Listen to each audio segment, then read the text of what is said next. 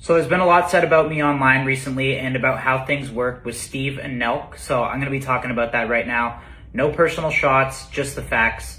In 2019, Steve signed a deal with Nelk that clearly outlined how he would get paid for merch, brand deals, appearances, everything.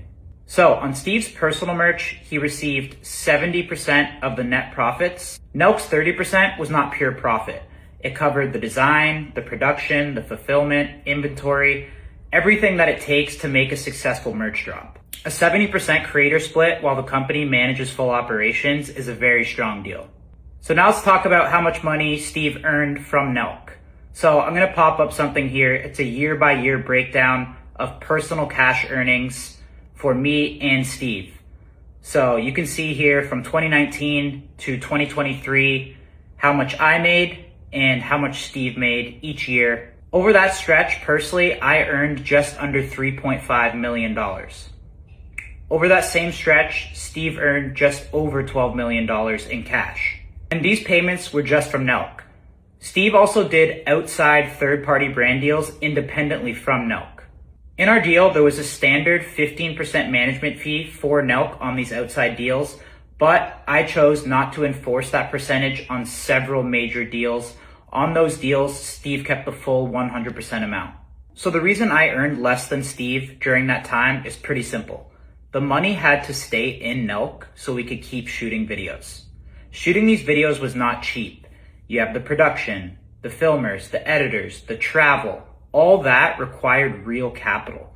When we were traveling through Europe with 15 people so we could shoot, edit, and upload a video every single week, the Airbnbs, the production, the travel, that stuff was not cheap.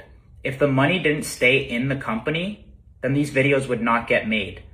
So as the owner, it was my job and my priority to keep the money in the company and pay the people that made the content possible over taking more money personally. So let's talk about Steve's equity in Nelk.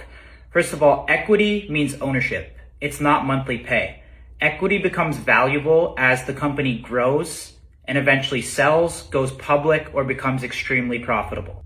It's pretty much a long-term bet on the future of the company. I explained clearly what the equity meant to Steve, and I gave him 10% of the company, and he also chose to invest $500,000 for an additional 5%.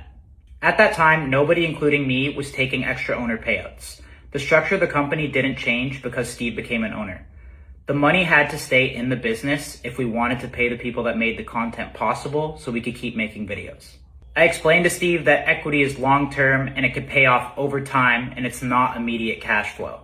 Over time, Steve made it clear that he preferred immediate cash over holding ownership for a potential long-term outcome.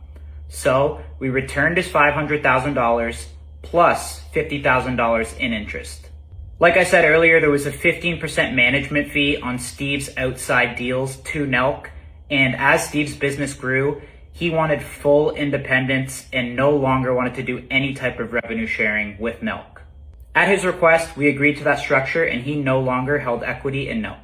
That meant that Nelk would no longer be able to collect 15% on his outside deals and he would no longer have equity in Nelk. The separation agreement formalized that, we both signed it, and today there are no revenue sharing between Nelk and Steve. Also for clarity, Steve was granted 15% of Happy Dad when we started the company, and he remains one of the largest shareholders today. And when Steve's channel was deleted, I had no control over that decision. I reached out to him immediately and he asked me for advice. I told him the fastest way back would be to handle it professionally, don't escalate things online, and he can stay in Nelk content while things cool off. Ultimately, he chose a different route. That was not my decision and I had no control over it. I thought that the ban could have lasted a lot shorter if it was handled a different way. Those are the facts. That's it, guys.